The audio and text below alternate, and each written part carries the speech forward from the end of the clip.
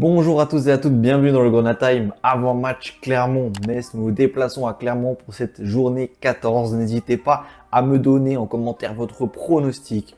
En tout cas pour le mien, je pense qu'on va revenir avec une victoire 0-2. Pour l'instant, c'est un scénario optimiste, surtout au vu de la vidéo qu'on a fait de France. J'ai pas trouvé l'équipe vraiment bonne, mais j'ai plus d'espoir sur un match de Ligue 2 où on a toutes nos armes. Et je pense donc qu'on va ramener ces 3 points assez facilement. Surtout que Clermont en face, on va le voir après le générique, c'est pas top, surtout à la maison.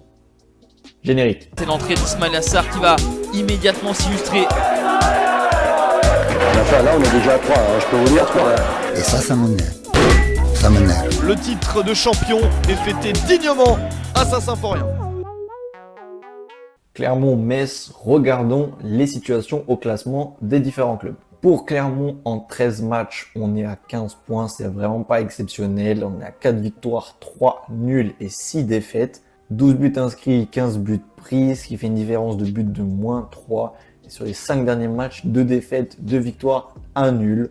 Pour un relégué de Ligue 1 qui devait être donc au-dessus du lot et qui devait jouer la montée, la saison paraît même cuite. Parce que si on regarde le peloton de tête, on voit que le dernier barragiste actuellement qualifié, c'est Annecy. Ils sont à 22 points. Il y a 7 points de différence donc à la 13e journée. Pour notre part, nous sommes 4e au classement avec 24 points. Nous sommes sur 2 victoires de suite, ce qui nous met vraiment bien en ce moment. Et donc, on est à un petit match d'écart, une petite victoire d'écart du leader qui est le Paris FC avec 27 points, qui sont sur 3 nuls de suite et qui n'arrivent pas à regagner et donc inverser cette tendance qui est un peu négative au vu des 5 derniers matchs. C'était sur 2 victoires de suite puis 3 nuls.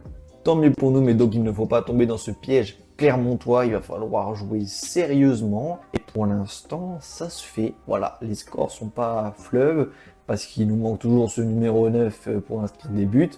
Mais on arrive toujours à marquer, surtout à profiter des erreurs. Et Clermont, avec ses 15 buts pris, c'est pas le plus gros total, la plus mauvaise défense en tout cas. Mais c'est beaucoup d'erreurs. Sur les 5 derniers matchs, on voit vraiment la représentation de la saison de Clermont, c'est en dents de scie et c'est très surprenant. Clermont qui perd face à Martigues à domicile, voilà un très gros upset qu'il y a eu le 25 octobre. Ensuite, ils sont allés à Laval, ils ont gagné 2-1. Laval qui est pas si dégueu que ça.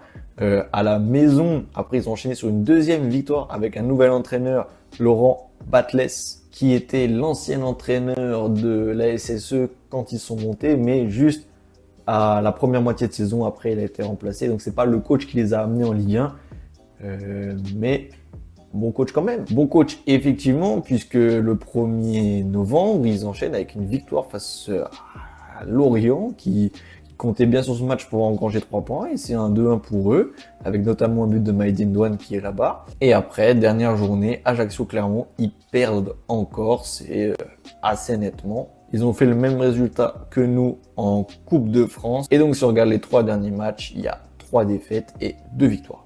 Au classement à domicile, c'est pas mieux pour les Clermontois, puisqu'ils sont 14e avec 8 points pris sur 18 possibles. Voici à l'écran une composition classique qu'ont aligné ces Clermontois face à Ajaccio. On voit quand même des noms, hein, franchement, c'est pas dénué de noms. Il y a eu un bon mercato qui a été fait. Famara Diédhiou, Henri CV notamment. Maïdine Douane qu'on connaît sur le côté gauche qui est donc quand même à 2 buts cette saison avec eux. Et sinon, Ndiaye qui est resté, qui n'est pas parti, le grand gardien appelé souvent maintenant en sélection sénégalaise. Le petit crack, c'est Ousmane Diop qui est rentré, donc on va voir directement leurs meilleurs buteurs et les dangers qui sont sur cette avant-garde clermontoise.